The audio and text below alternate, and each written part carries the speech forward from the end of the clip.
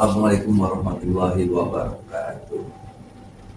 Malam ini kita akan membahas tentang misteri-misteri yang banyak beredar yang itu juga belum terungkap.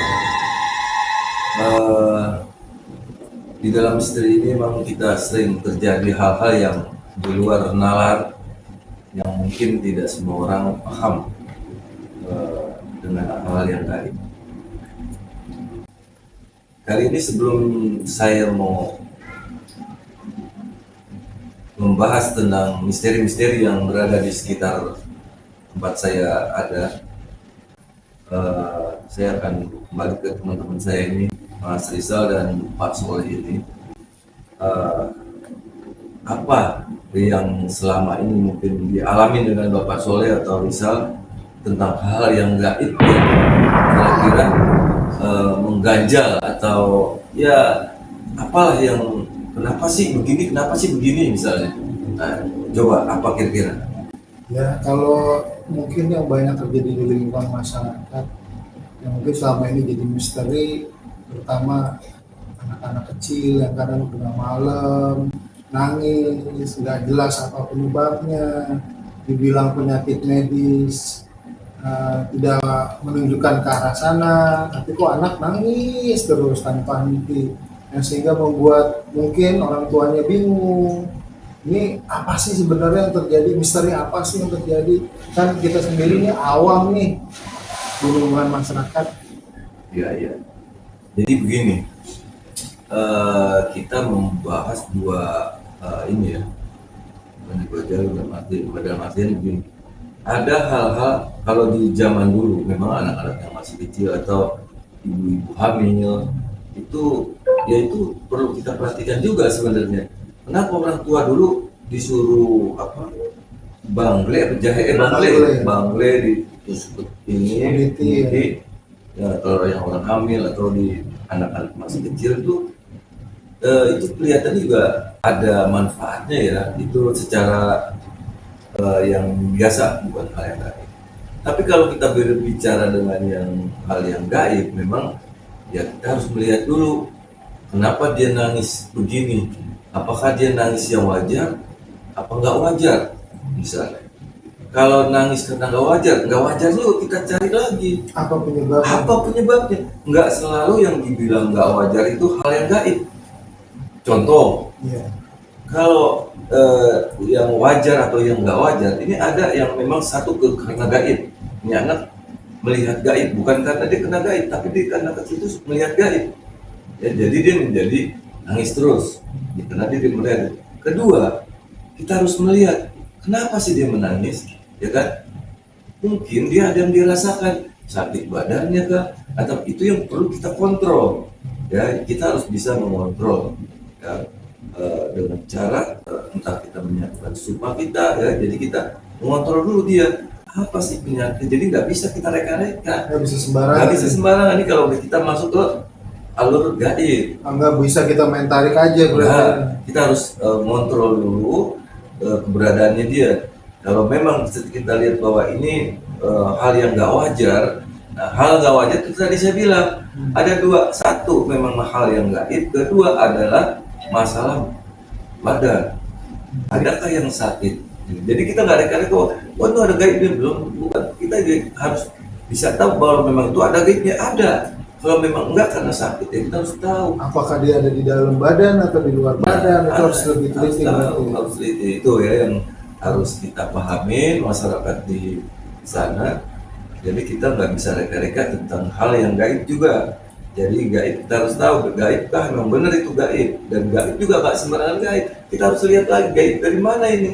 Apakah memang dari keluarga, karun atau teman, atau memang itu gaib dari luaran yang mau mengganggu. Jadi harus jelas.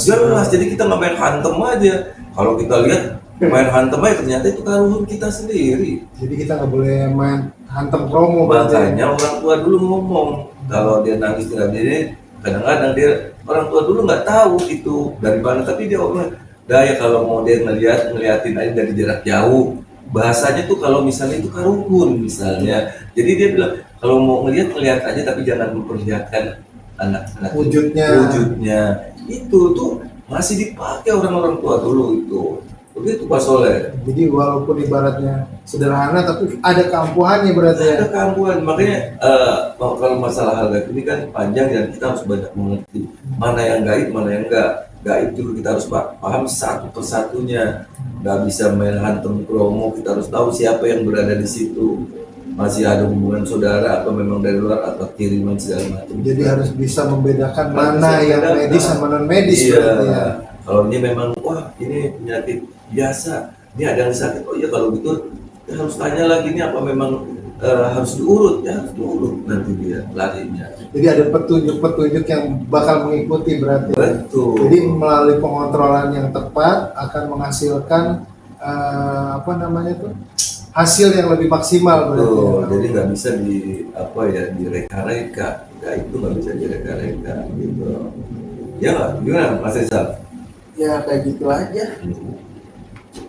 Jadi apa namanya kembali lagi ke masalah tadi ya. Berarti segitu kompleksnya urusan anak kecil ya, nggak bisa kita remehkan berarti ya. Nggak bisa.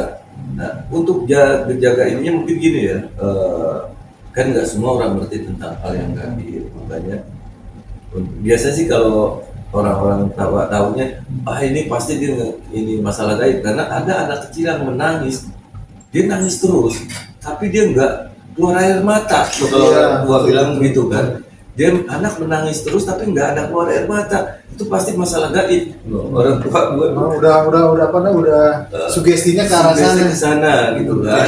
Ya memang orang tua dulu banyak benernya memang karena memang itu banyak terjadi seperti itu gitu kan, Punya ciri khas lah gitu. punya Ya. ciri khas gitu. Jadi makanya paling tadi yang saya bilang untuk jarak lintasnya kalau untuk orang awam itu kan itu tadi bener juga Kayak Bangle ya. pakai baterai. Kedua disebutin walaupun dia nggak tahu, kalau memang ini mau ngeliat yang ngeliat tapi jarak jauh jangan diperlihatkan misalnya kan, karena kita kan nggak bisa nih ceritanya nih orang nggak bisa, Awam lah ya. awam, bahasanya. jadi pakailah itu dulu memang Awal pengobatan pertolongan pertama. kalau dia nggak ini barulah cari orang yang bisa Yang profesional yang memang di bidangnya. betul begitu. Dan juga jangan sembarangan orang juga Nggak ya. bisa ya, kalau gaib itu nggak bisa direka-reka, harus yang memang ngerti tentang gaib. Kan banyak juga orang yang cuma nggak ngerti gaib tapi cuma Nari. kita nggak bisa narik jangan sembarang, jadi kita harus tahu benar tentang hal-hal yang gaib. Begitu Pak Soleh. Gimana Pak Rizal, ada hal yang lain lagi ya? Kadang suka nemuin setan atau itulah yang bandel gimana tuh? Ya sebenarnya dikatakan bandel apa enggak kan, maksudnya setan yang bandel nih yang seperti apa yang dikatakan bandel? Kayak udah ditarik nih, dia ngelawan, ngadepinnya gimana itu? Ya makanya kalau saya ngomong tentang ini nggak ada yang istilah dia ngelawan kan begitu, nggak. Allah tuh maha segalanya, yang mau ngelawan juga kalau memang kita tarik udah kena aja, makanya nggak perlu biarin aja, tinggal kita tarik main gitu mah nggak perlu dipijat-pijat, tapi langsung tarik aja. Jadi kita Dengan kekuatan Allah lah.